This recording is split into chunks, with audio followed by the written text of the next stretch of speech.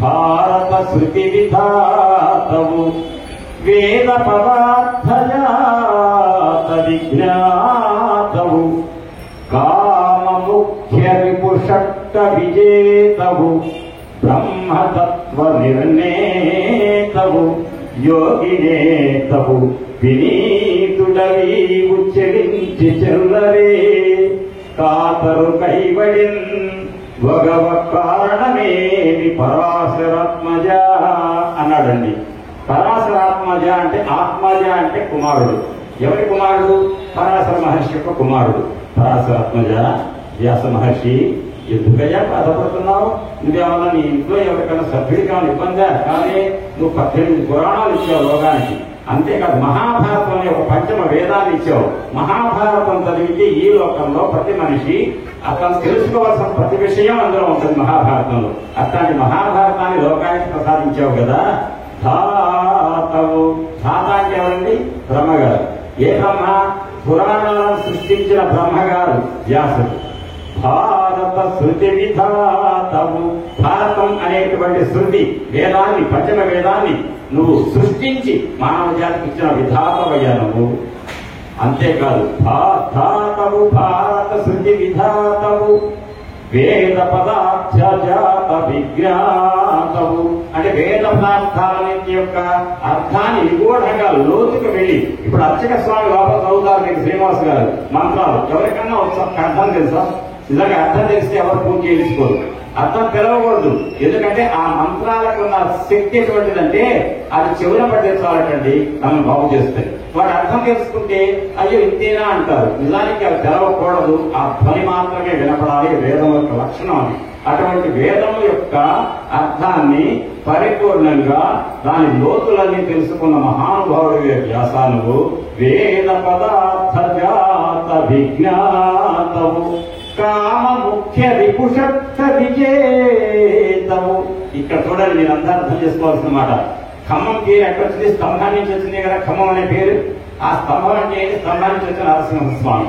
నరసింహస్వామి ఆవిర్భవించడానికి కారణమైంది ఏంటంటే కామ క్రోధ లోభ మోహ మద మాత్సర్యం అనే 6 శత్రువులు ప్రతి వాళ్ళకు ఉంటారట, ప్రతి మనిషికి. ఇప్పుడు నేను ఇక్కడికి రాగానే మీ పేరు నాకు ఎవరికి తెలవదు, ఎవరి పేరు తెలవదు. నాకు వచ్చి నేను నమస్కారం పెట్టాలని ఎదురు చూసాను అనుకోండి. ఎదురు చూస్తే మీరు పెట్టకపోతే నేను బాధపడతా. అసలు నాకు వీళ్ళు నమస్కారం పెట్టేది ఏంటి? నేను చెప్పడానికి వచ్చినాడు, నేనే వీళ్ళకి పెట్టాలనుకున్నా అనుకున్న ఒక్క మాట అయిపోయి నేను బాధపడేది ఏముంది? నేను మీకు నమస్కారం పెట్టాలని నేను అనుకోవాలి తప్ప మీరు నాకు నమస్కారం బలిదానం పెట్టాలని నేను కోరుకుంటే నేను ఉపన్యాసం చూడడానికి పనికిరాను. నేను ఆ దారిని ఎదుగుతా పుస్తకం తెస్తాను, నాకు తెలిసే చెప్తాను, మీ చెవులకు ఎక్కిస్తాను, మీ మనసు లోపలికి పంపిస్తాను. అప్పుడు నేను మనిషిని అవుతాను. అంతే తప్ప మీరేదో నన్ను నమస్కారం పెట్టాలి, నన్ను గొప్పగా చూడాలనే ఆలోచన నాకు ఉందంటే ఇక నేను ఉపన్యాసం చెప్పలేదు. ఎందుకంటే ఇంకా వాళ్ళకి పెట్టేది నమస్కారం, అదే ఎదుగుతాం సరిపోతుంది. ఆ మనస్సులో ఆ భావం ఉండకూడదు. అది అహంకారం అంటారు. అంటే కామం, కోరిక. ఏంటి ఆ కోరిక? నేను రోడ్డుగా రాజరాజేశ్వరి గుళ్ళోకి వెళ్ళగానే సభ్యులంతా వచ్చి నాకు నమస్కారం పెట్టాలి అని కోరిక నాకు ఉందనుకో, పెడితే సంతోషం, పెట్టకపోతే మూర్తిగా నాకు నమస్కారం పెట్టరా అనుకుంటా. ఏమంటే మూర్తిగా అంటే కోపం. సహ సంగస్తేషుపజాయతే సంగా సంజాయతే కామ కామాత్ క్రోధోభిజాయతే క్రోధాత్ భవతి సమ్మోహ సమోహ స్మృతిభ్రమ స్మృతిధ్వంసో బుద్ధినాశ ప్రణశ్యతి అని భగవద్గీత చెప్పింది కదా. అంటే కామంతో మొదలైంది కోరిక ఒక్కటి లోపల పుడితే ఆ కోరిక నుంచి పిల్లలు పుడతాయట. కామము, క్రోధము. నాకు నమస్కారం పెట్టారు, అనుకూలం జరిగింది, ఎంజాయ్. లేదు క్రోధం, కోపం. అదే నాకు సంతోషం కలిగింది, మరోజు అందరూ పెట్టాలి, ఆ రోజు బయట వాళ్ళు వచ్చి పెట్టాలి అంటే పిల్లలు పెడుతుంటుంది ఆ కామం, కోరిక. ఆ రకంగా కామం నుంచి క్రోధము, క్రోధం నుంచి మోహము, లోభము, మదము, మాత్సర్యము, ఈ 6 శత్రువులు అయితే ఉన్నారో అవి ప్రతి మనిషిని కూడా పతనావస్థకు తీసుకెళ్లేటువంటి లక్షణాలే ప్రతి మనిషిలో ఉండే ఈ 6. వాటిలో మొట్టమొదటి తల్లి ఎవరు? వాటికి తల్లి ఎవరు? ఈ 6 పిల్లలు, 6కి పెద్ద ఎవరు? కామం. కాబట్టి కామంతో ప్రారంభమయ్యేటువంటి 6 లక్షణాలు ఏవైతున్నాయో అవి మనందరినీ పట్టి పీడిస్తున్న శత్రువులు అంటాయి పురాణాలు. అటువంటి కామ, క్రోధ, లోభ, మోహ, మదమాత్సర్యాలను జయించడం అంటే అంత తేలిక కాదండి. మాటలు చెప్పినంత తేలిక కాదు, చాలా కష్టం. అది ఎంత నిగ్రహ శక్తి ఉండాలి. నాకు నిజంగా మీ నుంచి నాకు ఏ గౌరవాలు ఆశించకుండా ఉండాలంటే ఎంత సాధన చేయాలండి. అటువంటి సాధన చేసి సిద్ధి పొందిన వాడి వయా వ్యాస అని కామ ముఖ్య రిపుషట్క విజేతవు అన్నాడు. అంటే కామము మొదలుగా కలిగిన 6 శత్రువులను జయించినటువంటి మహానుభావుడు వ్యాస. ఇదని ఎవరంటున్నారు? ఎవరనేది? నారదుడు. ఎవరినంటున్నాడు? వ్యాసుని. అంటే వ్యాస మహర్షిని నారదుడు గురు రూపంలో వచ్చి ప్రశ్నిస్తున్నాడు. ధాతవు భారత శృతి విధాతవు వేద పదార్థ జాత విజ్ఞాతవు కామ ముఖ్య రిపుషట్ట విజేతవు. ఏమండి? ధర్మతత్వ నిర్ణేతవు యోగినేతవు. యోగులకే నాయకుడు అయ్యా, నేతవులు. బాధపడుతున్నావేమయ్యా వ్యాస? ఏం పోయిందే? నీకేం నష్టం కలిగింది? ఏమీ లేదు కదా. కాతలు కైబడి భగవ కారణమేమి పరాశరాత్మజ, నువ్వు ఎందుకు బాధపడుతున్నావు చెప్పు అని వ్యాస మహర్షిని అడిగాడు నారదుడు. అప్పుడు వ్యాసుని ఏమని అడిగాడు తెలుసా? వ్యాసుడు నారదుని ప్రశ్న వేసినటువంటి నారదుడు గురువు రూపంలో వస్తే బాధపడుతున్న వ్యాసుడు ఏమన్నాడు తెలుసా? నీకెరుగరాని ధర్మం ఈ లోకమునను లేదు, బహువిలో ఇది నీవు ఈ నా కొరత ఎట్టిది అంతయు నాకు వివరింపవయ్య నారద కరుణం. మహానుభావ, గురుత్తముల నారద మహర్షి, ఈ నా కొరత ఎట్టిది? నిజంగా బాధపడుతున్నమాట వాస్తవమే నారద మహర్షి. నేను ఎందుకు బాధపడుతున్నాను నాకు అర్థం కాకలేదయ్యా. నిజంగానే నువ్వు చెప్పినట్టు భారత శృతి విధాతనే మహాభారతాన్ని లోకానికి ఇచ్చాను, అందరూ ఆనందపడతారు. కానీ కలియుగంలో మానవుడు తరించడానికి ఈ చెప్పబడినటువంటి 18 పురాణాలు మహాభారతం సరిపోతాయో లేదో అనే తపన నాలో ఒక శంక నన్ను పట్టి పీడిస్తుందయ్యా. కలియుగంలో మానవులు బాగుపడాలంటే నేను ఇచ్చిన 18 పురాణాలు మహాభారతం సరిపోతాయో లేదో అనే శంక నన్ను వెంటాడుతుంది మహానుభావ నారద. కానీ ఎందుకు నా మనస్సు అసంతృప్తితో ఉందో నాకు అర్థం కావట్లా. నేను ఒక విచారంతో అయితే ఉన్నాను, అంతవరకు నాకు తెలుసు. ఆ విచారం ఏదో చెప్పవలసిన డాక్టరు నువ్వే కదా అన్నాడు. ఎవరు? వ్యాసుడు. డాక్టర్ ఎవరండి? నారదుడు. ఆ నారదుని అడిగాడు వ్యాసుడు, నీకెరుగరాని ధర్మము లోకమునను లేదు. ఈ లోకాలన్నింటిలో ఎక్కడ చూసినా కూడా ఇది ధర్మం, ఇది అధర్మం అని నీకు తెలిసినంత విజ్ఞత ఎప్పటికీ లేదు నారద. నారదుడు అనగానే మన వాళ్ళు ఏం చెప్తారండి, సినిమాలలో చిచ్చు పెట్టేవాడనే ఒక సినిమా చూపిస్తారు. ఆ నారదుడు చిచ్చు పెట్టేవాడు కాదండి. నారదుడు ఎవరంటే భగవంతుడి యొక్క స్వరూపం, గురుస్వరూపం. ఆ మహానుభావుడు నారదుడిని పొరపాటు కొంచెం కించపరిచినా కూడా మహాపాపం తగులుతుంది. అంత గొప్పవాడు నారదుడు. ఏదైనా నిజంగా కనుక చిచ్చు పెట్టాలని ప్రయత్నిస్తే ఆ చిచ్చు కూడా ఉట్టి చిచ్చు కాదు, ఉట్టి అగ్ని కాదు, అది జ్ఞానాగ్ని. అంటే జ్ఞానం వాళ్ళకి ప్రదానం చేయడం కోసం చేసేటువంటి ఆ పెట్టే లంపటం అంటారు దాన్ని. అది పెట్టాడు అంటే అర్థం మంచి జరగటానికి. అటువంటి మహానుభావుడైన నారదుడు దగ్గరికి వస్తే వ్యాస మహర్షి అన్న మాట ఏంటంటే, నీకెరుగరాని ధర్మము లోకములను కాదు, లోకంలో కాదు, లోకములను. అంటే లోకాలలో ఇటువంటి లోకాలు ఎన్నున్నాయో బ్రహ్మాండంలో, అటువంటి లోకాలలో ఏ లోకంలో కూడా నీకు తెలవనటువంటి ధర్మం లేదయ్యా. ఈ నా కొరత ఎట్టిది అంతయు నాకు వివరింపవయ్య నారద కరుణం. కరుణతోటి కృపతో నా మీద దయ ఉంచి నాలో ఉన్న లోపం ఏంటో ఏం పట్టి పీడిస్తుందో నాకు అర్థం కావట్లేదు నారద మహర్షి. గురుదేవ నాకు చెప్పయ్యా నా లోపం అని అన్నాడండి వ్యాసుడు. అప్పుడు ఏమన్నాడు తెలుసండి నారద మహర్షి, అంచితమైన ధర్మ జయమంతయు చెప్పితివి. చెప్తా, మొత్తం పద్యం చెప్తా, అర్థం చెప్తా, దాని భావం లోతుగా. అది చెప్పే మీద ఒక్క మాట అడుగుతా. మిమ్మల్ని అందరితో నేను మీ అందరితో ఒక మాట అంటా. నిజంగా మీరందరూ కూడా ప్రత్యేకంగా ఫలానా చోట నేను చేశారండి, ఒక స్వీట్ బాగా తయారు చేశారండి, నిజంగా తింటే ఇంతవరకు ఈ భూమండలంలో మన జ్ఞానం ఎదిగిన తర్వాత తిన్నటువంటి ఇన్ని తీయటి పదార్థాలలో అంత గొప్ప రుచితో కూడుకున్న పదార్థం అయితే నాకు ఎక్కడ చూడలేదు. నిజంగా ప్రతి వాళ్ళు మెచ్చుకోదగినటువంటి గొప్ప రుచితో ఉంటుందండి ఆ పదార్థం అని చెప్పి అనుకోండి.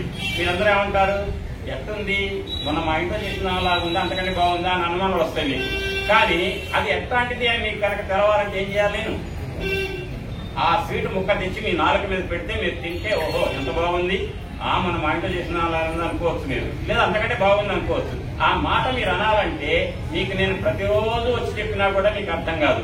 ఒక్కసారి ఏం చేయాలి, మీకు అర్థం కావాలంటే ఆ తెచ్చి ఆ స్వీట్ ఏదైతే మంచిదన్నానో దాని మాటలతో చెప్పి మీకు అర్థం కాకుండా చేసిన దానికంటే మీకు అనుభవంలోకి వచ్చేట్టుగా మీ రసనేంద్రియం అనే నాలుక మీద కనుక ఆ పదార్థం పెడితే మీరు తింటే అనుభవిస్తే అప్పుడు మీరు కూడా నిజంగానే ఏముందండి ఆ స్వీట్ అని మీరు కూడా అంటారు. అట్లా పెట్టే వరకు మీరేం చేస్తారు? బాగుందట బాగుందట అంటారు, బాగుందట అంటారు. బాగుంది అనాలంటే ఏం చేయాలి? నాలుగు మీద పెట్టి అనుభవంలోకి తేవాలి. అట్టనే నారద మహర్షి చెప్తున్నాడు వ్యాసుడితో, వ్యాస నువ్వేం చెప్పావయ్యా? పురాణాలు 18 ఇచ్చావా, మహాభారతం ఇచ్చావా, ఇచ్చి దాంతో మానవులు బాగుపడతారా లేదా అని శంకిస్తున్నావా? బాగుపడతారా లేదా అని చెప్పి బాధపడుతున్నావా? అంటే లోకం కోసం తప్పిస్తున్నావా? నీ బాధ ఏంటో నేను చెప్పనా అన్నాడు నారదుడు. ఏమన్నాడంటే, అంకితమైన ధర్మ జయమంతయు చెప్పితివి, అందులోన ఇంచుకగాని విష్ణు కథలేర్పడ చెప్పవు, ధర్మముల్ ప్రపంచించిన మెచ్చునే గుణ విశేషములెన్నినగాక నీ ఈ నా కొరత ఎత్తి అంతయు నాకు వివరించవయ్యా అని ప్రశ్న వేస్తే ఏమన్నాడంటే, ధర్మములు గుణములుగా ప్రవర్తించినప్పుడు మాత్రమే మానవుడు బాగుపడతాడు అని చెబుతూ భగవంతుడి యొక్క గుణగణాలను గురించినటువంటి భగవంతుడు భక్తుల యొక్క చరిత్రల గురించిన కథలు రాయవయ్యా నువ్వు, అప్పుడు కలియుగంలో బాగుపడతారు అన్నాడు. అంటే అర్థం ఏంటి? ఉదాహరణకి ఇప్పుడు మన రాజరాజేశ్వరి గుడి ముందు చెప్పులు ఇక్కడ విడవరాదు అని రాసింది గోడ మీద. అక్కడ రాసినందుకైనా మన వాళ్ళు అక్కడే విడుస్తారు. కానీ ఇక్కడ విడిచిన వాళ్ళ చెప్పులు మళ్ళీ ఉండవు అని పెట్టారనుకోండి, అమ్మ ఇక్కడ పెట్టి పోతాయి కదా అని చెప్పి ఏం చేస్తారు? అక్కడ విడవు. అంటే అర్థం ఏంటి? ఒకటి అక్కడ ఉన్నారు, ఈ గుడి దగ్గర ఈ కార్ ఇక్కడ పార్కింగ్ చేయరాదు అన్నారనుకోండి, ఇక్కడ ఎవరు లేరు కదా, మనం చేసేంత పార్కింగ్. కానీ ఇక్కడ ఎవరున్నా లేకపోయినా కూడా ఇక్కడ పార్కింగ్ చేయకూడదు అనేటువంటి మనలో గుణంగా వచ్చిందనుకోండి, అప్పుడు ఇక్కడ పార్కింగ్ చేయకూడదు అనుకోవడం ఎవరైనా చేస్తారండి? చేయదు. దారిలో రోడ్ కానిస్టేబుల్ ఉన్నాడు, ఎవరు? మన ట్రాఫిక్. ఆ రెడ్ గ్రీన్ లైట్ పెరుగుతోంది, కానీ అక్కడ మనిషి మాత్రం లేడు కానిస్టేబుల్. ఎవరు ఉంటే కదా ఆఫ్ చేసి పెనాల్టీ వేయడానికి అని భయంతో మాత్రం ఆగుతాడు. ఆయన ఉంటే, ఆయన లేనప్పుడు ఆగుతారా? ఆగదు. కానీ కానిస్టేబుల్ ఉన్నా లేకపోయినా గ్రీన్ లైట్ ఉన్నప్పుడు పోవాలి, రెడ్ లైట్ ఉన్నప్పుడు ఆగాలనేటువంటి గుణం మనలో వచ్చిందనుకోండి, రూల్ కాదు అక్కడ, గుణం మనలోనే రావాలి. ఎస్, రెడ్ లైట్ ఉన్నప్పుడు మనం ఎవరు వెళ్ళకూడదు అంటే ప్రమాదాలు జరగవు. అంటే ఆ ఉన్నటువంటి నియమం అనే దాన్ని మాటలకు చెప్పటం కాదు, అమలులోకి కనుక పెట్టేటువంటి స్వభావం మనలో డెవలప్ అయిందనుకోండి, అప్పుడు ఏమైనా ప్రమాదాలు జరిగే అవకాశం తగ్గుతుందిగా. అట్లనే భగవంతుడి యొక్క గుణగణాల గురించినటువంటిది నువ్వు ధర్మం, ఇది ధర్మం, ఇది అధర్మం అని చెప్తే ప్రయోజనం లేదయ్యా.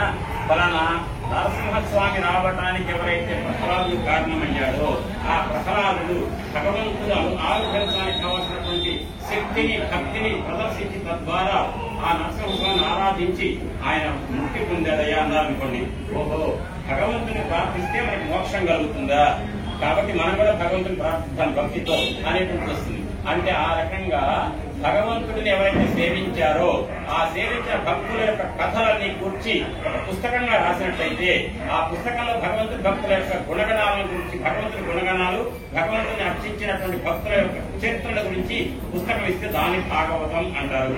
అటువంటిది పోవయ్యా అన్నాడు. అని ఏమన్నాడంటే వ్యాస మహర్షిని నారద మహర్షి అంకితమైన ధర్మచయమంతయు చెప్పితి బంధులోన ఇంటి విష్ణుగాని విష్ణు కథ ఏర్పడ చెప్పము. విష్ణు కథలు చెప్పలేదు నువ్వు, ధర్మం అంటున్నావు. ధర్మం అంటున్నావు, ఏంటి ధర్మం? ఏ ధర్మాన్ని ఆచరించినాడు బాగుపడ్డాడు, ఏ అధర్మాన్ని ఆచరించినాడు దెబ్బతిన్నాడు అది చెప్పావు. ఓహో ఆ ధర్మాన్ని ఆచరించడం ద్వారా బాగుపడ్డాడా, అయితే నేను ధర్మం ఆచరిస్తా, అధర్మాన్ని ఆచరిస్తే దెబ్బతిన్నాడు, అయితే దెబ్బతిన్నాడు అధర్మాన్ని ఆచరిస్తాం అనే విషయం మానవులకు బోధపడాలంటే ధర్మాన్ని ఆచరించమని అధర్మాన్ని ఆచరించవద్దని విచక్షణ మనసులో తెలుస్తుంది అనే విషయాన్ని పొందుపరిచేట్టుగా భగవంతుడి యొక్క భక్తుల యొక్క గాథ తప్పుకున్న భాగవతాన్ని లోకానికి ఇవ్వమని అడిగారు. ఎవరు? నారద మహర్షి. అని ఏమన్నాడంటే హరినామస్తుతి సేయు కావ్యము, అంటే శ్రీహరి యొక్క నామాన్ని స్తుతించాలి. ఈ అవసరం లేని రాజకీయాలు మాట్లాడటం ద్వారా మనకు వచ్చేది ఏంటంటే ఎదుటివాడితో స్పర్ధలు, ఎదుటివాడితో వైరం. కానీ భగవంతుడి గురించి చెప్పానుకోండి, ఎంతసేపు చెప్పినా మీకు నాకు వైరం రాదుగా. ఇక్కడ కూర్చొని కదా రాజకీయం మాట్లాడాలనుకోండి, అప్పుడు కొద్దిసేపట్లో మీకు నాకు తగ్గు రావచ్చు. కానీ భగవంతుడి విషయాలు మాట్లాడితే తగ్గు అనేది ఎప్పటికీ రాదు కదా. ఎందుకంటే భగవంతుడు మీకు నాకు అందరికీ ఆమోదయోగ్యమైన వాడే. పార్టీల విషయంలో ఒక్కొక్కరికి ఒక్కొక్కటి ఇష్టం ఉండొచ్చు.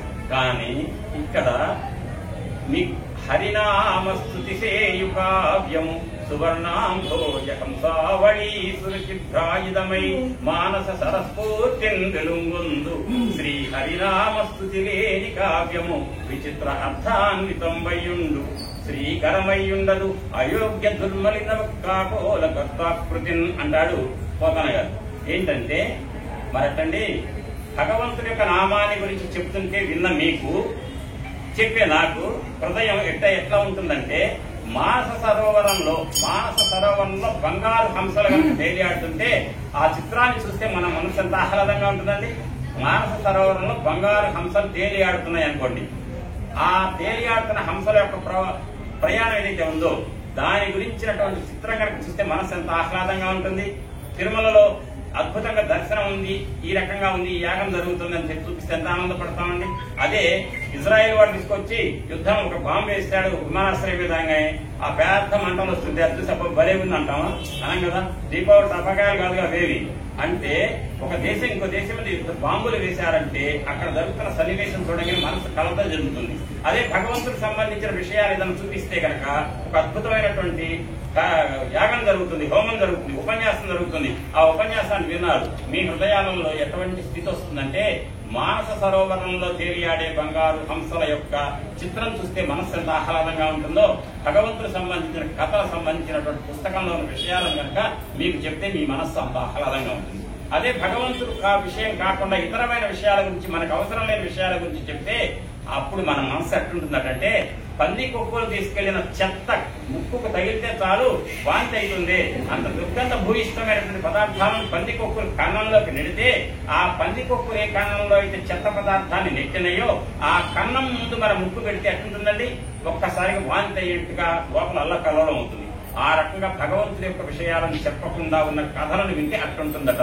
భగవంతుడి కథలు వింటే కనుక మానస సరోవరంలో తేలియాడుతున్న బంగారు హంసల యొక్క చిత్రాన్ని చూస్తే మనసు ఎంత ఉల్లాసంగా ఉంటుందో అంత ఉల్లాసమైన పరిస్థితి ఏర్పడుతుందట. అది చెప్పారు పోతన గారు. హరినామస్తుతి సేయు కావ్యము, హరినామస్తుతి చేస్తే ఆ కావ్యం భాగవతం గురించి చెప్తే, సువర్ణాంభోజ హంసావళీ సురుచిభ్రాజితమై మానస సరస్ఫూర్తిన్ వెలుంగొందు శ్రీ హరినామస్తుతి లేని కావ్యము. హరినామస్తుతి లేదు అసలు, అన్ని పనికిమాల రాజకీయాలే ఉన్నాయి అందులో. అటువంటి శ్రీ హరినామస్తుతి లేని కావ్యము విచిత్ర అర్థాన్వితంబయ్యుండు శ్రీకరమయ్యుండదు అంటే శుభకరం అవుదటది.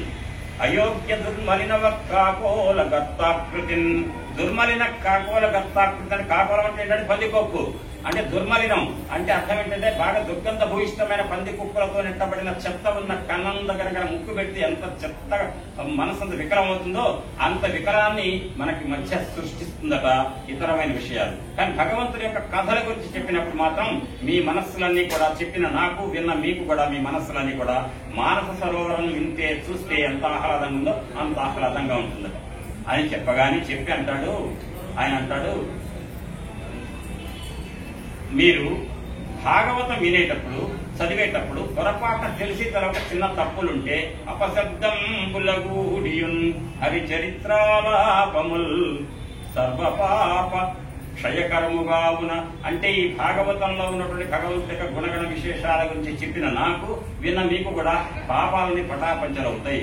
కాబట్టి ఆ చదివేటప్పుడు అందులో పొల్లు ఇటుపోయిందా అటుపోయిందా, ఛందస్సు బాగుందా లేదా అనవసరం. చెప్పిన భగవంతుడి యొక్క గుణగణాల గురించి, వాళ్ళ భక్తుల గురించి చెప్పిన గాథలు వినటం చాలు, వింటే చాలట మన జీవితం ధన్యం అవుతుందని చెప్పారు. ఇంత చెప్పింది ఎవరండి? గురువు గారు నారదుడు అని.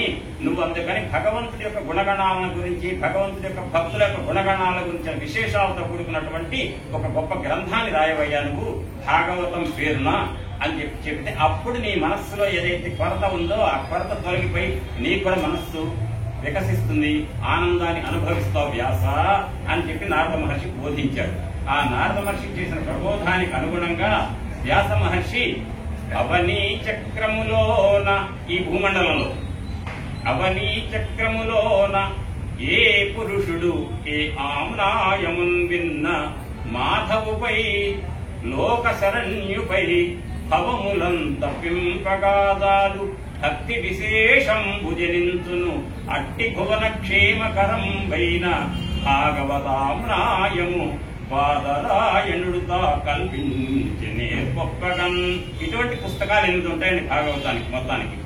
ఇది రెండు స్కంధాలతో కూడుకున్న పుస్తకం ఇది. అయితే అటువంటి ఈ భాగవతాన్ని వ్యాస మహర్షి నారద మహర్షి ప్రేరణ మేరకు తను రాయడానికి సిద్ధమయ్యాడు. కరుణతోటి, దయతో. ఎవరి మీద దయండి?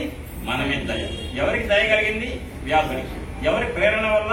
నారదుడి ప్రేరణ వల్ల.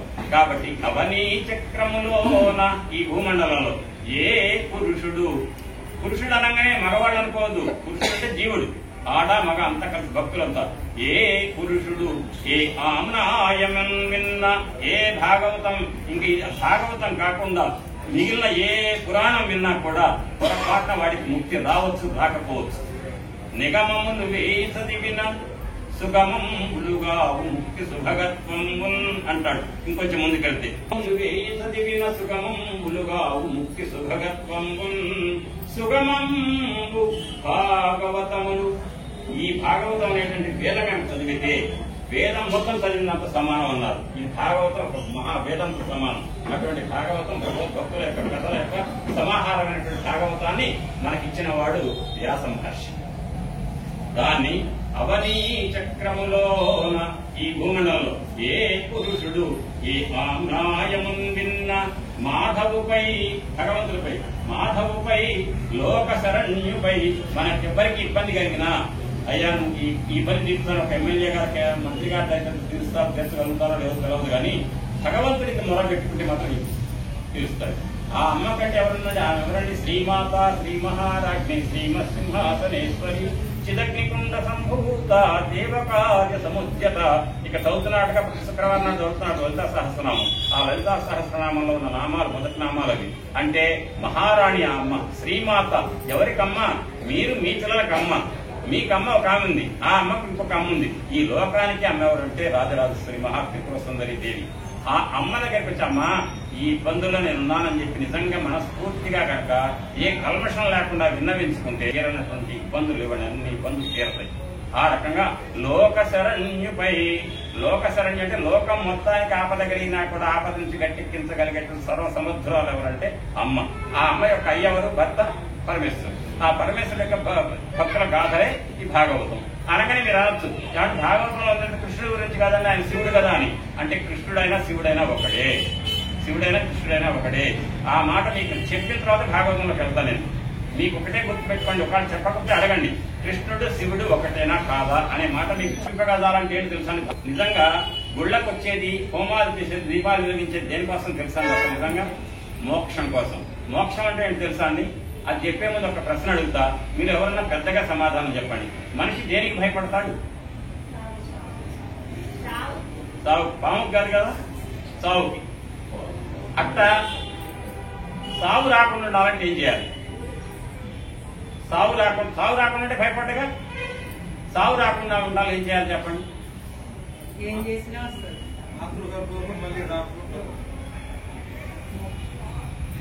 ఆయన గారు చెప్పింది కరెక్ట్. అంటే పుట్టకుండా ఉండాలి. పుడితే సావుకి తప్పదు. పుట్టకుండా సావు ఉంటుందా? పుట్టిన వాడికే చావు. పుట్టకుండా ఉండాలి. మళ్లీ అంటూ జన్మ లేకుండా ఉండేటువంటి స్థితిని ఏమంటారండి? మోక్షం. అనగానే దానికోసమే గొళ్ళకు వస్తున్నాం, దానికోసం హోమాలు చేస్తున్నాం, దానికోసం దీపాలు వెలిగిస్తున్నాం అంటే ఓ ఇంతక అంతక అంతే తప్ప ఈ ఫలాన్ని ఇల్లు కొనుక్కోవడానికి తగిన డబ్బులు రావాలని కానీ బిడ్డ పెళ్లి కుదరాలని కాదా అంటే మోక్షం కావాలని కోరికతో మనం చేస్తాం ఈ పూజలన్నీ కూడా, గుడికి రావడం కూడా. అయితే మనం ఏంటంటే ఆ అర్చక స్వామి చదివేదాన్ని ఏమో తెలుసా? పునరావృత్తి శాస్త్ర శివ సాహిత్య ప్రాప్త్యర్థం అని చెప్తారు. అంటే వీళ్ళకి మోక్షం కలగటానికి అంటారు తప్ప ప్రత్యేకంగా అయ్యారు మా అమ్మాయి పెళ్లి కాస్త చూపులుగా అయినాయి కానీ కట్నం మాట్లాడుకుంటున్నాం, కుదిరేటి మంత్రం చదవాలంటే ఆయన చదువుతారు మంత్రం. కానీ మీరు ఒకళ్ళ వస్తు చదివే మంత్రం అందరికీ కలిపే మంత్ర పుష్పంలో కానీ పూజ మంత్రాలలో కానీ మన అమ్మాయికి పెళ్లి కొడతాం, మన అబ్బాయికి ఉద్యోగం రావడం మీద ఉండదండి. మోక్షం కోసమే మంత్రాలు చదువుతారు, మోక్షం కోసం పూజలు చేస్తాం. ఆ మోక్షానికి అడ్డంగా ఉంది ఏదంటే మన హృదయంలో ఉన్నటువంటి కల్మషాలు ఏవైతే ఉన్నాయో అవన్నీ తొలగటం కోసమే చేస్తున్నామండి. ఇది నా మాట కాదు, వేదంలో ఉన్న మాట. ఎందుకు చేస్తున్నాం ఈ పనులన్నీ? ఇప్పుడు నేను భాగవతం చెప్పిన మీరు విన్నా ఇవన్నీ కూడా దేనికోసం అంటే మనస్సంతా పవిత్రీకరించబడటం కోసం. దీని శాస్త్రం ఏం చెప్తుందంటే చిత్తస్య శుద్ధయే కర్మ, చిత్తస్య శుద్ధయే కర్మ కృతజ్ఞస్య నివృత్తయే. చిత్తం శుద్ధి కాబడాలి. కృతజ్ఞత అంటే ఏం తెలుసా? ఏంటి కృతజ్ఞత అంటే?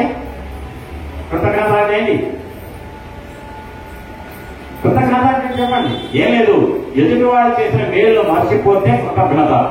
నేను మర్చిపోకుండా వాళ్ళు నాకు అప్పుడు సహాయం చేశారు కాబట్టి నేను వాళ్ళకి సహాయం చేయాలని గుర్తు పెట్టుకుంటే కృతజ్ఞత అంటారు. కృతజ్ఞత వేరు, కృతజ్ఞత వేరు. ఒత్తు జ్ఞాన పెడితే కృతజ్ఞత మహాదోషం.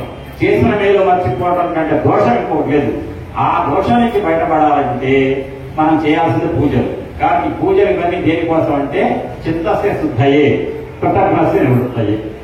ఈ కర్మలన్నీ కూడా, ఈ పనులన్నీ కూడా.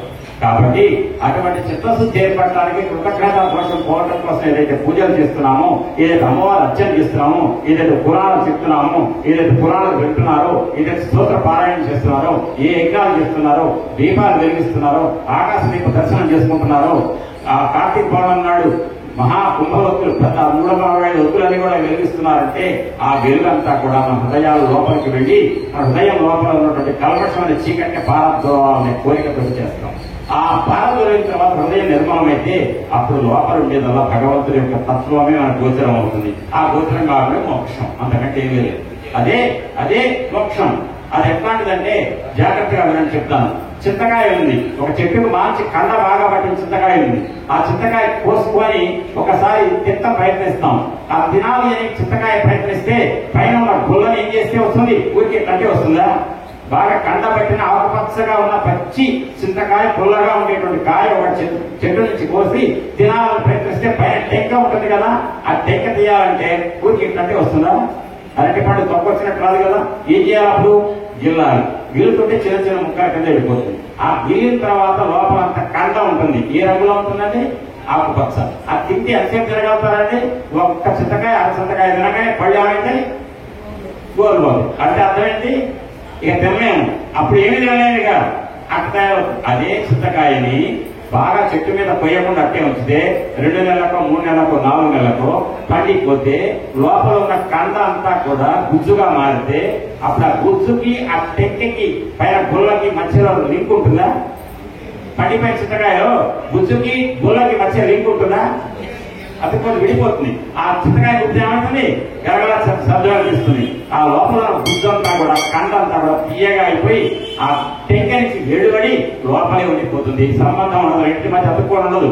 ఆ రకంగా మన మనిషిలో కూడా జీవుడు అనేవాడు లోపల ఉన్నాడే. పచ్చి చింతకాయలా మనలో ఉంటాడు. అంటే అతుక్కొని ఉంటాడు. ఆ గిలితే రాదు, పుల్లగా ఉంటుంది. కొంచెమే తింటాం, ఎక్కువ తినలేము. అదే పండిపోయిన చింతకాయ గుల్లను ఒక్కసారి చెప్పితే చిరిగిపోతుంది. ఆ లోపల ఎర్రగా ఉంటుంది, రాగి రంగులో గుజ్జు. ఆ తీయగా వాళ్ళ చింతపండు తినమంటే 2-4 కాయలు తినగలుగుతాం. అంటే అటువంటి జీవితం అనుభవించే వాళ్ళ యోగీశ్వరులు అంటారు. వాళ్ళ స్థితి ఏంటంటే లోపల ఉన్న ఆత్మ అనేటువంటి ప్రాణశక్తి ఈ శరీరం అనే గుళ్ళతో సంబంధం ఉండదు కాబట్టి వాడు పొందే ఆనందాన్ని ఆత్మానందము అంటారు. ఏమంటారు? ఆత్మానందం అంటే లోపల చింతకాయ పచ్చిది కాకుండా పండిపోతే గుళ్ళతో సంబంధం లేకుండా లోపల గుజ్జు అంతా ఎర్రగా తయారై పండు తీయగా అయితే ఆ తినడానికి ఆ గుజ్జు ఎంత యోగ్యంగా తీయగా ఉంటుందో మన లోపల ఉన్న ఆత్మ కూడా మన సాధన చేసి లోపల కల్మషాలను తొలగించుకుంటే లోపల ఆత్మతో సంబంధం ఉండి శరీరం నాది కాదు అని విడిపడితే ఆ రకంగా బ్రతికే వాడిని ఏమంటారంటే జీవన్ముక్తుడు అంటారు. జీవన్ముక్తుడు అంటే బతికొనగానే ముక్తి పొందినట్టు. ఇక నాకు ఏం సంబంధం లేదు, నాకు వీళ్ళు నన్ను తిడితే ఎంత, నన్ను తిట్టినా ఒకటే, కోవిడా ఒకటే అనే స్థితికి వస్తాడు. అట్లా రావాలంటే మనం వినవలసింది ఏంటంటే భాగవతం. కాబట్టి అట్లా వచ్చే స్థితిని అంటారంటే పారమహంస స్థితి అంటారు. ఏంటండి? పారమహంస స్థితి అంటే పరమహంస. రామకృష్ణ పరమహంస అంటే విన్నారు కదా పేరు. ఆ పరమహంస స్థితికి మనం ఎదగాలంటే పారమహంస గ్రంథమైన భాగవతాన్ని వినాలి. ఈ గ్రంథం అట లోకంలో ఎవరికి ఆపద కలిగినా ఆపద తీర్చగలిగే సర్వసమర్థుడైన పరమేశ్వరుడు, సర్వసమర్థురాలైనటువంటి రాజరాజేశ్వరి మాత ఎవరైతే ఉన్నారో వాళ్ళని ఆశ్రయిస్తే మానవులందరి యొక్క బాధలు కూడా తొలగిస్తారు అని ఎవరైతే అనుకుంటున్నామో వాళ్ళని ఆశ్రయించడానికి తగిన స్థితి భక్తులకు చేకూరాలంటే, వాళ్ళ మీద విశ్వాసం ఏర్పడాలంటే, భక్తి ఏర్పడాలంటే దానికి కావాల్సింది ఏదంటే భాగవత కథాశ్రవణము. ఇట్లా భగవంతుని మీద నీ ఇంద్రియాల యొక్క ప్రయోగిస్తే నీ ఇంద్రియాలేంటి కళ్ళు దేనికి రోడ్డు మీద వెళ్తున్నారు వాళ్ళని చూడటం అనుకుంటే దాన్ని లోకంలో విషయం లేదు. ఈ కళ్ళు ఎందుకున్నాయి? అమ్మవారి యొక్క దివ్యంగా బ్రహ్మాండమైన అలంకరణ తీశారు. పరమేశ్వరుడికి అభిషేకం చేసి అభిషేకించబడినటువంటి శివలింగం మీద పుష్పాల యొక్క అమరిక, చుట్టుపక్కల ఉన్నటువంటి ధూప దీపాలు పెట్టారు. ఎంత దివ్యంగా ఉన్నాడు పరమేశ్వరుడు అని చెప్పి చూడాలని కనుక మీ బుద్ధి అటువైపు ఉందనుకోండి, అప్పుడు మీ కళ్ళు ఇటువైపు ఉంటాయి, ఈ ఇద్దరికి వెళ్ళి ఉంటాయి. ఇద్దరికి వెళ్ళి చూడటానేమో అంతర్ముఖం కావడం అంటారు. అదే బహిర్ముఖం కావడం అంటే అమ్మవారు అయ్యేవారు ఎందుకే ఎప్పుడు అక్కడే ఉంటారు, మన రోడ్డు మీద ఏడవడం చూద్దాం అన్నారు అనుకోండి. ఆ రోడ్డు మీద వెళ్తున్నటువంటి అవేవో రథాలు వెళ్తున్నాయి, డీజే సెట్లు వెళ్ళి గట్టిగా ఎగురుతున్నాయి. ఈ మధ్య మరి రోడ్డు మీద ఎగురుతున్నా డీజే సెట్లు పెద్ద పెద్ద తప్పులు గుండె నదులు అదురుతుంటాయి. ఒక్కొక్కళ్ళు ఎగురుతుంటారు, ఒళ్ళు తెలవదు, ఒళ్ళకు చెమటలు పడతాయి. ఆ చెమటల్లో కూడా ఆనందం ఉంటుంది వాళ్ళకి. ఆ ఎగురుతుంటారు. ఆ ఎగురుడు ఏంటో వినాయకుడు ముందు వెళ్తున్నా ఎగురుడే ఊరేగింపులు, అమ్మవారి ఊరేగింపున్నా అదే. ఎవరైనా పెళ్ళైనా కారు వెళ్తే కాళ్ళ ముందు ఎగురుడి. ఈ ఎగురుడు వల్ల వచ్చేది ఒంటికి చెమట, తద్వారా వ్యాయామమే తప్ప ఇంద్రియాలకి అంతర్ముఖం కావు. చేయొచ్చు, ఎప్పుడో ఒకప్పుడు చేయొచ్చు. ఇక అదే పనిగా ఆ డీజేసీకి పెట్టుకెళ్లేవాడిని రోడ్డు మీద చూడటమా అమ్మవారిని చూడటం అంటే బయటికి వెళ్ళి చూడాలంటే బహిర్ముఖం కావటమంటారు, అమ్మవారిని చూడటం అంతర్ముఖం కావటమంటారు. ఆ రకంగా కళ్ళు ఉన్నది ఎందుకంటే అమ్మవారిని చూడటానికి అంతర్ముఖం. అమ్మవారిని చూస్తాం, లోకంలో డీజేసీ ఒక డాన్స్ చూద్దాం, బహిర్ముఖం. బహిర్ముఖం వల్ల ఎప్పటికీ కూడా మోక్షం రాదు. చచ్చిపోయిన తర్వాత మళ్ళీ మనిషి జన్మ, ఇంకా నమ్మకం లేదు. మనిషి జన్మ నమ్మకం లేదు, కుక్క జన్మే. ఏ కుక్క అయితే మనం కొట్టామో ఆ కుక్క రూపంలో మళ్ళీ ఇంటి ముందే పుట్టాల్సి వస్తుందేమో. అది దేని బట్టి ఉంటుందంటే మనం చేసిన ఫలాన్ని బట్టి ఉంటుంది, మనం చేసిన కర్మల యొక్క ఫలితాన్ని బట్టి. పరమేశ్వరుడట, భగవంతుడు అమ్మవారట చేతగాని వాళ్ళటండి. ఏ విషయంలో చేతగాని వాళ్ళంటే మీరు చేసిన తప్పుకు మిమ్మల్ని శిక్షిస్తారు తప్ప నన్ను శిక్షించలేరట. అంటే పొరపాటు మాయ చేసి ఒకళ్ళ తప్పు ఒకళ్ళ మీద వేసేటువంటి శక్తి లేదట వాళ్ళకి. ఎవరి తప్పు వాళ్ళకే శిక్ష వేస్తారట, ఎవరి మంచికి వాళ్ళకే ఫలితాన్ని ఇస్తారు. అందరికీ చేతలు అవుతారు భగవంతుడికి. అంటే భగవంతుడు అనేవాడు శిక్షలు వేయడు, రక్షించడు. మనం చేసే పనులే మనల్ని కాపాడుతాయి, మనం చేసే దుష్కార్యాలే మనల్ని శిక్షిస్తాయి. కాబట్టి ఆ భగవంతుడు అనేవాడు దేనికి ఉన్నాడంటే మనం చేసే కర్మ యొక్క ఫలితాలను మనం అనుభవింపజేయడం కోసమే ఉన్నాడు తప్ప భగవంతుడు ప్రత్యేకంగా ఈయన నా ఓటేశాడు కాబట్టి నేను కాపాడతా అని అంటానికి భగవంతుడు ఓటేయం కదా. మనం ఆయన కాపాడాలని అడుగుతాం. అటువంటి భగవంతుడి యొక్క సాన్నిధ్యాన్ని కోరుకునే వాళ్ళు కళ్ళు బహిర్ముఖం కాకుండా అంతర్ముఖం చేస్తారు. ఇక రెండోది చెవులు ఉన్నాయి. దేనికి? రోడ్ల మీద డీజే సెట్లో పాట వినడానికి, మ్యూజిక్ అనుకుంటే కాళ్ళు ఎగర్చడం కోసం కాదు, చేతులు కాళ్ళు ఆడిస్తాం వాళ్ళతో పాటు మనం కూడా దానికోసం కాదు. ఇక్కడ జరుగుతున్నటువంటి కథలు ఏమన్నా చెప్తుంటే భగవంతుడికి సంబంధించినవి అవి వినడానికి వాడాలి తప్ప ఆ రోడ్డు మీద ఉన్నటువంటి చప్పుడు మనకెందుకు అనే ఉద్దేశంతో వస్తే వాడిని భక్తులు అంటారు. అదే రోడ్డు మీద ప్రతిరోజు ఆ గుళ్ళే విన్నాం అనుకోండి, దాన్ని భక్తుడు అంటారు. భక్తుడు అన్నారు, రక్తి, ఇది భక్తి. అదే రకంగా కళ్ళు, చెవులు, ముక్కు, నాలుక అన్ని కూడా నాలుక దేకుంది రోడ్డు మీద కబుర్లు పెట్టుకుని రాజకీయాలు మాట్లాడటానికి కాదు, భగవంతుడికి సంబంధించిన గుణగణాలను కీర్తిస్తుండే వాళ్ళని వినటానికి. లేదంటే చెప్పేవాడు ఎవరు లేరు, ప్రస్తుతం కూడా భజన చేద్దాం అని చెప్పి ఆ భజన పాడటానికి నాలుగు ఉపయోగించాలి, నోరు. ఆ రకంగా ఉపయోగిస్తే నాకు భక్తి అంటారు. వెరసి ఈ ఇంద్రియాలు అయితే కళ్ళు, ముక్కు, చెవులు, నాలుక, చర్మం అనేటువంటి ఈ ఐదు కూడా బయట లోకం మీద కనుక మనం ప్రసరింపజేస్తే రక్తి. అదే ఇంద్రియాలను భగవంతుడు అమ్మవారి మీద కనుక తిప్పితే భక్తి. అంతే కదా. అంటే ఇంద్రియాలను, జ్ఞాన ఇంద్రియాలను భగవంతుడి వైపు, అమ్మవారి వైపు తిప్పితే భక్తి. లోకం వైపు తిప్పితే ఏమండి? ఇంద్రియాలను లోకం వైపు తిప్పితే భక్తి, లోకేశ్వరి వైపు తిప్పితే భక్తి. అటువంటి భక్తులుగా తయారు కావడానికి ఉపయోగపడేటువంటి పారమహంస గ్రంథం ఏంటంటే భాగవతం. ఆ భాగవతం నువ్వు అవనీ చక్రములో ఏ ఆనాయమున్ నిన్న మాధవుపై లోక శరణ్యుపై భవములం. భవనంటే మళ్ళీ పుట్టడం అనేది ఉన్నదిగా, మోక్షమే. భవములం తప్పింపగాదాలు భక్తి విశేషం భుజరించును. భక్తి మనలో జనించాలి, పుట్టాలి. భక్తి విశేషం భుజరించును. అట్టి భువన క్షేమంకరం పైన లోకానికి క్షేమకరమైనటువంటి భువన క్షేమంకరం పైన భాగవతామాయము. ఇదంతా నీ ఇక్కడ మాట్లాడాలని, నా సొంత మాట్లాడాలి, భాగవతంలో మాట్లే. భువన క్షేమంకరం పైన భాగవతామాయము. బాదరాయణుడు. బాదరాయణుడు అంటే ఎవరు? వ్యాస మహర్షి. తా కల్పించి నేర్పొప్పగన్ అంటే పరమ నేర్పుతో, పరమ బుద్ధి నైపుణ్యంతో, బుద్ధి కుశలతతో, మన మీద దయతో మనల్ని ఉద్ధరించడం కోసం, కలియుగంలో బాగుపడటం కోసం, మనం బాగుపడటానికి ఏ పుస్తకం చదివితే బాగుపడతామో ఆ పుస్తకం భాగవతాన్ని పరమ నేర్పుతో, దయతో, బుద్ధి కుశలతతో మనకి ఇచ్చిన మహానుభావుడు ఎవరండి? అందరూ ఆయన వ్యాసుడి పేరు అంటే పాపం కాదు, పుణ్యం. వ్యాస మహర్షి. ఆ వ్యాస మహర్షి గ్రంథస్థం చేసినటువంటి ఆ మహానుభావుడితో ఇవ్వబడినటువంటి పారమహంస గ్రంథం ఏదంటే భాగవతం. అటువంటి భాగవతంలో ప్రధాన కృష్ణ కథ నాయకుడు ఎవరంటే కృష్ణుడు. ఇప్పుడు ఏదన్నా ఒక మాట, యవ్వని అవతారం, మీ పద్యంతో వినండి, మీకే అర్థమవుతుంది. యవ్వని అవతారము సర్వభూతములకు సుఖమును వృద్ధియు స్వరిది చేయు, యవ్వని శుభనామమే ప్రొద్దునుడువంగా సంసార బంధంబు సమసిపోవు, యవ్వని చరితంబు హృదయంబు చేర్పంగా భయమంది మృత్యువు పరువు పెట్టు, యవ్వని పదమదినే పారు జలముల సేవింప నైర్మల్య సిద్ధి కలుగు, తపసులెవ్వని పాదంబు తగిలి శాంతి తెరవుగాంచిరి, వసుదేవ కుడకెవ్వరు దయించే తత్కథలెల్ల వినగా ఇచ్చ పుట్టెడు నెలిగింపు మిథ్య చరిత.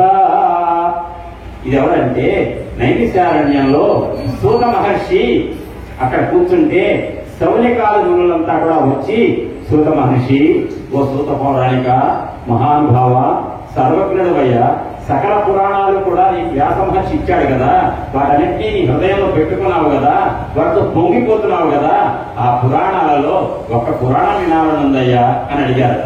ఇప్పుడు నేను ఉన్నానండి, భాగవతం ఖమ్మంలోనే 200-300 పైన చెప్పానన్నా. ఇప్పుడు నాకు ఏమి లేకపోతే మూర్తిగా నేను భాగవతం చెప్తానని అన్నా అనుకోండి, ఆయన పైపాట్లు వెళ్ళి అనుకుంటారు. అదే మూర్తి గారు, ఆ రెడ్డి గారు వీళ్ళంతా ఎండబడి నన్ను అడిగే పెట్టించారనుకోండి ఉపన్యాసం, వింటారు కూర్చొని. అంటే తేలిగ్గా చెప్పుకున్నా వచ్చారనుకోండి, దానికి విలువ తెలవదు. మీరు అడిగి చెప్పించారనుకోండి, మీరు కూర్చొని వింటారు. అక్కడ అడిగిన వాడు ఎవరంటే శౌనికాది మునులు, చెప్పేవాడు సిద్ధమైన వాడెవరు? సూత మహర్షి. సూత మహర్షితో శౌనికాది మునులు అడిగిన ప్రశ్న ఇది, మహానుభావ సూత పౌరాణిక, మాకు గొప్ప గ్రంథం గురించి వినాలనుందయ్యా. ఏంటో తెలుసా? యవ్వని అవతారం ఎల్ల భూతముల, భూతం అంటే ఏంటి? దయం భూతం కాదు, భూతం అంటే ప్రాణి. యవ్వని అవతారం ఎల్ల భూతములకు సుఖమును వృద్ధియు సొరిది చేయు, యవ్వని శుభనామమే ప్రొత్తునుడువంగా సంసార బంధంబు సమసిపోవు, యవ్వని చరితంబు హృదయంబు చేర్పంగా భయమంది మృత్యువు పరువు పెట్టు, యవ్వని పదనదినే పారు జలముల సేవింప నైర్మల్య సిద్ధి కలుగు, తపస్సు యవ్వని పాదంబు తగిలి శాంతి తెరవుగాంచిది, వసుదేవ కులకెవ్వరు దయించే తత్కథలెల్ల వినగా ఇచ్చ పుట్టెడు నెలిగింపు మిథ్య చరిత. ఓ మహానుభావుడా, దీశాలి వసుదేవుడికి దేవకీదేవికి గర్భాన వసుదేవుడి యొక్క తేజస్సు వల్ల దేవకీదేవి గర్భాల నుంచి పుట్టినటువంటి పిల్లవాడి గురించినటువంటి చరిత్ర కథలు వినాలనుంది మాకు. ఎవరనుకున్నావు ఆయన? ఆ వసుదేవ దేవకులకు పుట్టిన పిల్లవాడు ఎవరనుకున్నారు? సాక్షాత్తు రూపమే గుణమే లేనటువంటి పరమాత్మ ఒక రూపాన్ని దాల్చి ద్వాపర యుగంలో అవతరించాడు ఆయన మహానుభావుడు. ఆయన ఎవరో తెలుసా? యవ్వని అవతారం. ఎవరైతే అవతరించాడు, ఎవరైతే పుట్టారో, ఏ కృష్ణ పరమాత్మ అయితే ఈ భూమి మీద జన్మాసిక స్థితి అసుఖం పాదాచకులతోటి దెయ్యము నితాంత అపార భూత దయయును తాపసమందార నాకు దయసేయగదే. సాక్షాత్తు పరమాత్మ పరబ్రహ్మం కృష్ణుడు రూపంలో దిగొచ్చి ఎదురుగా భక్తుడుంటే ఆ భక్తుడు ఎలాంటి మాలాదారు పూలమాలను కట్టుకునేవాడు. ఆయన దగ్గరకు వచ్చి నీకేం కావాలో చెప్పి నేను ఇస్తాను కృష్ణుడు. అడిగితే ఆయన ఏమన్నాడు తెలుసా? నాకు పూల పుట్టు పెద్ద పుట్టు పెట్టుకునే అవకాశం ఇవ్వాలా? ఆయన అన్నారు, స్వామి నాకేం కావాలయ్యా?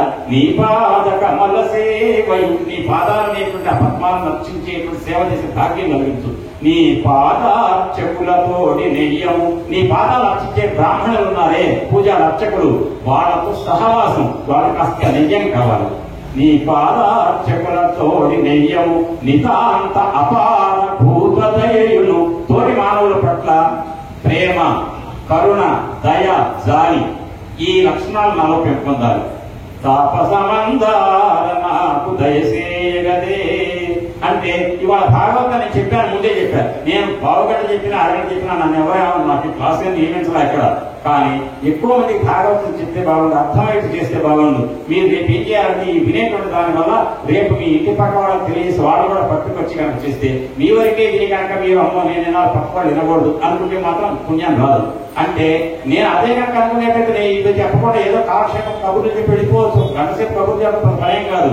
కానీ భాగవతం ఉన్న విషయాలు మీకు తెలియజేస్తే రాజరాజేశ్వరి గుడిలో, అమ్మవారి గుడిలో కార్తీక మాసంలో చెప్పబడినటువంటి భాగవతం ఉపన్యాసాలలో భలే హృదయానికి హత్తుకునే మంచిగా ఇటువంటి అందరికీ ఇంకా విస్తృతంగా భాగవత కథలు చెప్పిస్తే బాగుందనే భావన ఈ యాజమాన్యం వర్గానికి రావాలి. పెట్టించాలనేటువంటి ధర్మ ప్రచార పరిషత్ వాళ్ళకి రావాలి. వినాలనే భావన మీకు రావాలి. వాళ్ళు ఎక్కడ ప్రకటన 10 రోజులు లేటైనా లేదని ఒక కొందరు భాగవత కథలు పెట్టించని మేము వింటామనేటువంటి తప్ప మీలో కలగాలి. ఆ కలిగిన నాడు భాగవతం మీద మీ మనస్సు మొదలైన నాడు చెప్పే నా కథలకు సార్థకత వినే మీ జీవితాలు సార్థకం అవుతాయి. అటువంటి సార్థకత సిద్ధించాలంటే ఎవరి అవతారం, ఎవరి యొక్క అవతారం, జననం, అవతరించడం అనేటువంటి కథా విశేషం.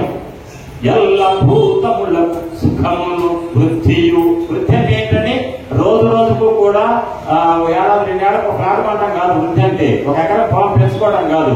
అంటే మనకు గడుస్తుంది, ఏడాది గడుస్తున్న కొద్దీ మనం అనుకుంటాం మనకి బాగా ఆస్తి పెరిగిందని. కానీ ఏడాది గడుస్తున్న కొద్దీ చావుకు ఏడాది మనం టైం తగ్గిందని మాకు గుర్తు పెట్టుకోం. మన ఆయుష్యం 80 ఏళ్ళు అనుకోండి, ఒక ఏడాది గడిస్తే అందులో ఒక ఏడాది బ్యాలెన్స్ తగ్గిపోయింది, ఇంకో ఏడాది గడిస్తే ఇంకో ఏడాది బ్యాలెన్స్ తగ్గిపోయింది. అంటే అంతే తప్ప ఏడాది గడిచింది కదా అని నాకు ఆస్తి వృద్ధి చెందింది, గత సంవత్సరానికి ఈ సంవత్సరం కాస్త నాకు ఎక్కువ ఎకరాలు వచ్చినాయి అంత ఎకరాలని మనతో పాటు వచ్చేవి కాదు కదా. కానీ ఈ భగవత్ తత్వం గురించినటువంటి భాగవత కథ యొక్క శ్రవణం మాత్రం మనలో హృదయంలో కల్పశాలను తొలగింపజేసి ముక్తి మోక్ష మార్గాన్ని సుగమం చేస్తుంది. అటువంటి స్థితి వైపు మనం వెళ్ళాలంటే దాన్ని వృద్ధి అంటారు. సుఖమును వృద్ధియు సొరిది చేయు. సొరిదంటే ఏంటి తెలుసండి? గ్రాడ్యువల్ గా, అంటే ఏడాదికి కాస్త కాస్త మన మనస్సు భగవంతుడి తత్వం కథల పట్ల. ఇప్పుడు రేపు ఏంటి గోదన కథ రేపు ఉందనగా మీకు వచ్చింది అనుకోండి, నేను చెప్పింది అలాగే. అదే కనుక రేపు ఎప్పుడు వస్తుందా, 6 నెలలు ఎప్పుడు వస్తుందా, ఇప్పుడు భాగవతాల కథ వింటాం. రేపు ప్రజామీద పాఠ్యానం అని కొంతసేపు చెప్తా, చెప్పి కార్తీక మాసం కాబట్టి ప్రత్యేక కథ ఉంటుంది, చాలా బాగుంటుంది అది చెప్తా. అది చెప్పినప్పుడు మీరు ఎవరున్నారంటే నేనైతే వింటా, నేను చెప్పుకుంటా, నేను ఆనందపడతా. రెడ్డిగా తప్పక రావాలి, మూర్తి గారు ఉన్నా నరసరావు గారు వాళ్ళైతే తప్పకుండా ఉంటారు గుడివాళ్ళు. కాబట్టి ఇక మీరు ఎవరైతే ఉంటారో వాళ్ళందరూ కూడా ఆ వినడానికి తగిన యోగ్యత సిద్ధింప చేసుకొని మీ ప్రక్క వాళ్ళకు కూడా తెలియజేస్తే ఆ కథల్లో మాధుర్యాన్ని మీరు వింటున్న కొద్దీ సుఖమును వృద్ధియు సొరిది చేయు. సొరిది అంటే క్రమక్రమంగా మీకు వాటి పట్ల ఆనందం, లాలస పెరిగిపోతుంది భాగవత కథల పట్ల. సుఖమును వృద్ధియు సొరిది చేయు.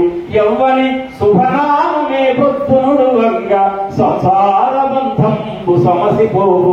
సంసార బంధం సమసిపోవడం అంటే మీరు ఒక్కడే అనొచ్చు, మా అబ్బాయి మా అమ్మాయి మాకు సంబంధం లేదు అని వదిలేయడం కాదండి. అంటే వాళ్ళ మంచి చూసుకుంటూనే భగవంతుడి యొక్క అనుగ్రహానికి లోనై వాళ్ళ గురించినటువంటి ఆ బాధ్యతలు మీరు కాదు, భగవంతుడు తీసుకోవాలి. మీ పిల్లలు, మీ కొడుకు వాళ్ళ బిడ్డాల గురించి అటువంటి స్థితి మీకు రావాలి. మీరు హాయిగా వచ్చి అమ్మవారి సన్నిధిలో కథలు వినాలంటే మీరు అమ్మవారిని ఆరాధిస్తే మా పిల్ల అంటే నాకు ఎంతైనా నా మనవాడి పెళ్లి కూడా చేయాలి అనే ఆలోచన కంటే మీరు వచ్చి అమ్మవారి యొక్క కథా విశేషాలు, భాగవత యొక్క కథా విశేషాలు వినడానికి మీరు వస్తున్నప్పుడు మీ కుమారుడు, కోడలు, బిడ్డ, అల్లుడు అందరి యొక్క బాధ్యతలన్నీ కూడా అమ్మవారు తీసుకుంటారు. ఆ తీసుకునే స్థితి రావాలి. దాన్ని ఎవ్వని చరితంబు ఎవ్వరి శుభనామే పొద్దునుడు వంగ. ఏ అమ్మ పేరైతే పొద్దున్నే, ఏ స్వామి పేరైతే పొద్దునే ఉచ్చరిస్తే శుభనామే పొద్దునుడు వంగ సంసార బంధంబు సమసిపోవు. అంటే వాళ్ళ మీద మనం తీసుకోవాల్సిన జాగ్రత్తలు మన మీద అమ్మవారు తీసుకోవాలి, అయ్యవారు తీసుకోవాలి, పరమేశ్వరుడు అమ్మవారి ఇద్దరు తీసుకోవాలి. ఆ రకంగా మనకున్న బంధాలన్నీ కూడా అటువైపు బాధ్యతలు తగ్గి ఇటువైపు బాధ్యతలు పెరగాలి. ఎవ్వరి చరితంబు హృదయంబు చేర్వంగా భయమంది మృత్యువు పరువు వెండు. ఎవరి చరిత్రం అయితే, ఎవరి కథ అయితే మీరు వింటున్నారో వీరి కథని హృదయస్థం చేసుకొని, హృదయగతం చేసుకొని మీరు ఆనందిస్తుంటే ఆ మృత్యుదేవత కూడా పారిపోతుందట. అంటే మీరు అనొచ్చు ఎవరైనా మృత్యుదేవత పారిపోతుంది భాగంలో వెళ్తే సాగు రాకుండా ఉందా ఈ జన్మ కానీ పుట్టినవాడు సాగక తప్పదండి. అంటే చచ్చిపోవటం అంటే ఉండే భయం ఉంటుంది సారా, ఆ భయాన్ని పోగొట్టుకున్నాడు పరీక్షణ్ మహారాజు. రేపు రాగానే మొదట్లో ఆ మాట గుర్తు చేయని చెప్తాను. పరీక్షణ్ మహారాజు ఏ బాధలో ఉంటే ఈ భాగవతం చెప్పాడు శుకుడు, ఆయన ఏం పోగొట్టుకున్నాడు ఏం తెచ్చుకున్నాడు అని ఇలా చెప్తే చాలా మనసుకు ధైర్యం పెరుగుతుంది. కాబట్టి యౌవని చరితంబు హృదయంబు చేర్పంగా భయమంది మృత్యువు బరువు వెట్టు అంటే ఎవరి చరిత్రం హృదయం చేర్పంగా అన్నాడు తప్ప ఈ భాగవతం విన్నాడు కదా నేను పర్లేక ఏదో చెప్తున్నాను మీరేదో చెవులు ఇక్కడ పెట్టారుగా ఎలా ఫీల్ అవుతాడు ఎవరైనా లేవకుండా కూర్చుంటే బలవంత బ్రాహ్మణార్థమే, అది విన్నా ఉపయోగం లేదు. మీ అంతా మీరు కావాలనేటువంటి సంకల్పంతో హాయిగా ఆనందంగా భాగవతం వినాలి. నేను కార్తీక మాసంలో ఇంతకంటే ఇంటికి పోయి చేసేది అంటే ఆ తినేది ఒక గంట ఇంత ఏమో ఇంట్లో ఉపవాసం ఉన్నా కదా అనే భావం మీలో రావాలి తప్ప మీరు బలవంతంగా ఏదో నేను ఫీల్ అవుతాను ఆయన ఫీల్ అవుతాను ఆయన ఫీల్ అవుతారో అనేటువంటి మాట ప్రక్కన పెట్టి మీ అంతటా మీరు స్వచ్ఛందంగా ఇక్కడ మనస్ఫూర్తిగా కూర్చొని వింటే అటువంటి వాళ్లకు చెవులలోకి పడిన మాట హృదయంలోకి వెళ్తుంది. అంటే హృదయంలోకి వెళ్ళడం అంటే అర్థం ఏంటంటే ఎంత బాగుంటుందో అంత కృష్ణ కథాస్మరణ అని అనుకోవాలి. ఆ రకంగా యౌవని చరితంబు హృదయంబు చేర్పంగా అటువంటి వాళ్ళు భయమంది మృత్యువు బరువు పెట్టు ఎవ్వని పదనదిని పాలు జలముల సేవింప నైర్మల్య సిద్ధి కలుగు. ఎవరి పాదాల నుంచి పుట్టిన గంగాదేవిలో మునక వేస్తే మనకున్న సకల పాపాలని పటాపంచలవుతాయని చెప్పి శాస్త్రాలు చెప్తున్నాయో పురాణాలు చెప్తున్నాయో అటువంటి గంగా నది ఏ మహానుభావుడు పాదముల నుంచి ఉద్భవించిందో ఏ విష్ణుమూర్తి యొక్క పాదాల నుంచి కదండి గంగాదేవి పుట్టింది. అటువంటి గంగాదేవి పుట్టుకొక స్థానమైన పాదాలు కలిగి ఉన్నటువంటి ఆ విష్ణుమూర్తి కృష్ణ పరమాత్మగా దిగి వస్తే ఎవ్వని